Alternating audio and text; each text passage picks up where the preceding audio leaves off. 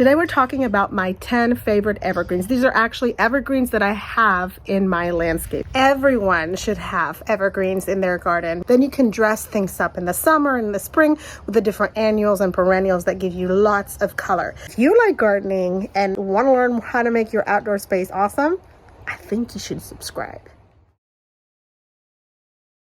This awesome chartreuse green is coming from the sunshine ligustrum in the front of my house. I love it so much because it has a pop of color without having to wait for flowers. The natural growth habit of the sunshine ligustrum is like this. It's just flowy and airy, but you can actually trim it to be more formal. It grows 3 to 6 feet tall, but you can keep it the height that you want easily. It grows in zones 6 to 10, which is where it's evergreen, and it is drought tolerant, so it's so easy and perfect for coastal gardens or for sandy soils that just do not hold water. These bushes right here, they are called Nandinas. These are appropriately called Nandina firepower because they change to a red tone. It's really beautiful. You will often hear me talk about invasive species, and Nandina has an invasive species called heavenly bamboo. I haven't ran into it myself. If you Google it, it will come up. This Nandina though, the firepower Nandina, and there's a couple of other varieties of Nandina that are not invasive, so you're fine if you want to use Nandina firepower. I like it because you don't have to trim it. It grows very well. It's always evergreen with a nice color. The variation of the greens and then the red tones throughout, like in the fall, it's going to be a really pretty red, and that's exactly why I painted my door red, is because it goes really well with my Nandinas. Like, who wouldn't paint their door? Because their flowers and their bushes go perfect. But seriously, they're great. They can grow as an evergreen in zones 6 through 9. They are compact. You're not going to have to be pruning them or dealing with them. Most of them grow up to 3 feet tall. I've seen dwarf varieties, but they just do not get unruly and are easy for just about anyone.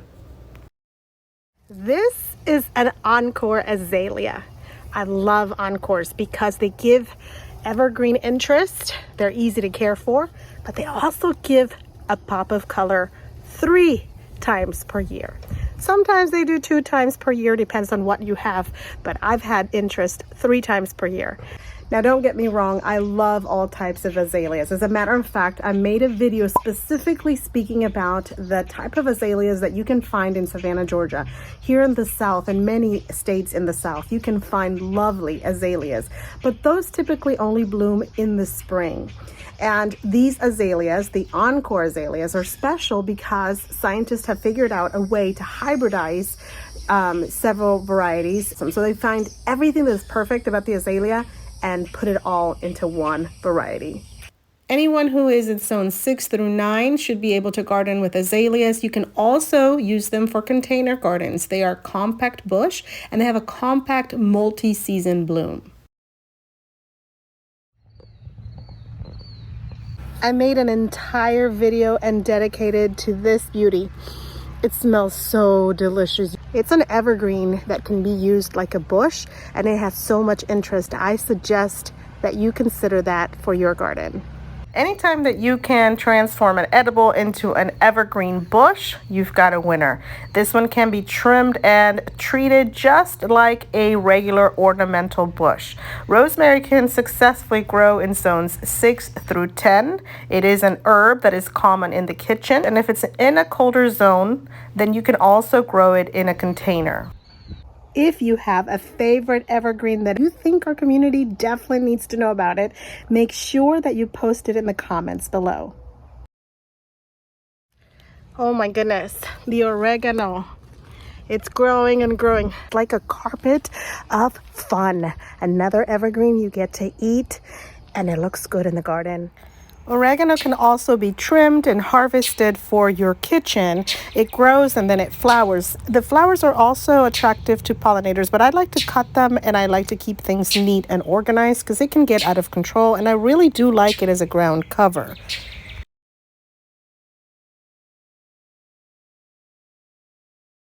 Thyme. Yes, I'm down here by the ground Buy the thyme. I love thyme. That's another carpet one. That's another edible.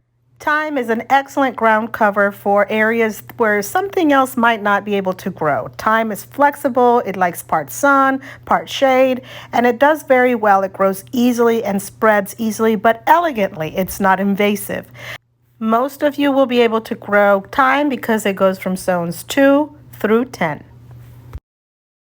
The Loquat. I absolutely love this tree. It's so interesting, especially when it gives me fruit, but I love it all year round. I've put it in a spot that everybody will see it and everybody gets to enjoy it. The Loquat is thought to have originated in China, but has been grown for about 1,000 years in Japan.